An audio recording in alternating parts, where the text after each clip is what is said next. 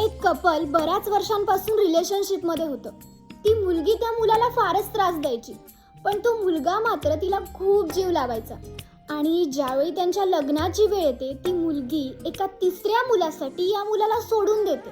पण तिने एवढा मोठा धोका देऊन सुद्धा हा मुलगा तिच्याबद्दल कधीच वाईट विचार करत नाही आणि ती कधीतरी परत येईल या आशेने तो त्याचं आयुष्य काढत राहतो. आणि एके दिवशी ती मुलगी परत येते. ती याच्याजवळ येते आणि रडायला लागते की मला माफ कर, मला आता पश्चाताप झाला आहे, मला स्वीकार, आता मी तुला असा त्रास नाही देणार आणि आता माझी हीच अपेक्षा आहे की तू मला एक्सेप्ट करावं. यावर तो मुलगा हसतो आणि तिला म्हणतो की कुणीतरी वेडाच असेल जो अशा मुलीला एक्सेप्ट करेल. आणि हे ऐकून ती मुलगी ढसाढसा रडायला लागते. आणि त्यानंतर तो मुलगा तिला जवळ घेऊन म्हणतो की तो वेडा मीच आहे. गोष्टीचा बोध, तो वेडा तुम्ही बनू नका.